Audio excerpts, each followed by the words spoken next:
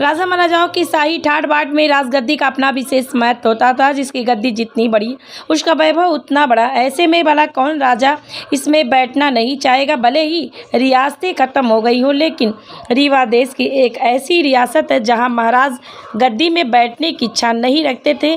बघेल रियासत के लगभग 450 वर्षों के वैभवशाली इतिहास में महाराज ने राजाधिराज भगवान को राजगद्दी में बैठाया, राजगद्दी को भगवान का आसन माना और राजगद्दी की पूजा की। इस ऐतिहासिक परंपरा का निर्वाह आज भी दशहरे के दिन किया जाता है।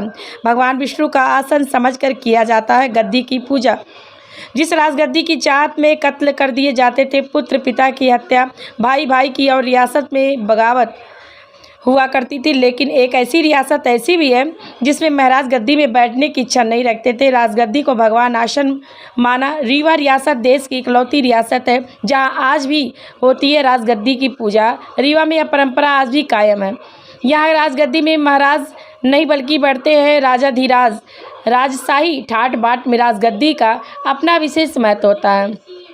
जिसकी गद्दी जितनी बड़ी उसका वैभव उतना बड़ा। ऐसे में भला कौन राजा महाराजा इसमें बैठना नहीं चाहेगा। रीवा रियासत के लगभग 450 वर्षों के इतिहास के दौरान कोई महाराजा राजगद्दी में नहीं बैठे।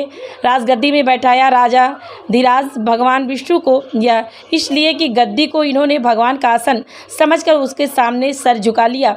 ये आलीशान किला रीवा रियासत के वैभवशाली इतिहास की कहानी क्या बयां करता है। इसी किले में मौजूद है कई सुंदर राजगद्दी।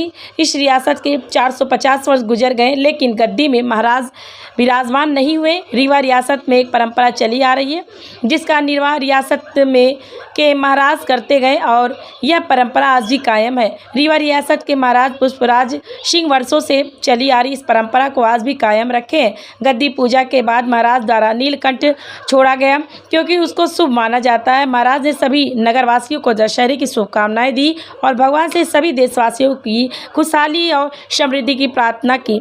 रियासत में भले ही महाराज की हुकूमत नहीं चल रही है, इसके बावजूद लोग दशहरे के दिन गद्दी पूजन और महाराज के दर्शन पाने के लिए दूर दूर से इकट्ठे होते हैं।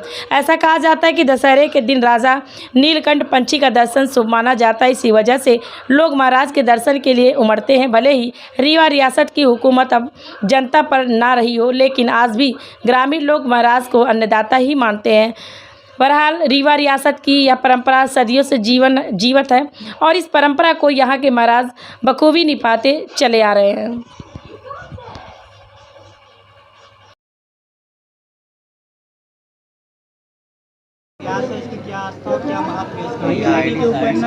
ये लगभग 350 साढ़े 300 वर्ष पुराना ये त्यौहार यहाँ पर इस प्रकार से मनाया जा रहा है।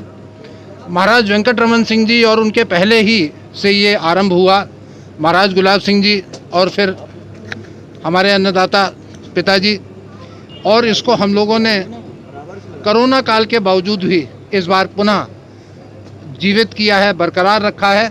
और मैं सबको विजयादशमी की आत्मीय बधाई देता हूँ, आभार व्यक्त करता हूँ कि हमारे ऊपर विश्वास रखकर सब लोग जो यहाँ पधारे हैं और जो नहीं भी पधारे हैं, जो इसको आपके माध्यम से देख रहे हैं, देखेंगे, उनको बहुत बहुत आभार व्यक्त करता हूँ।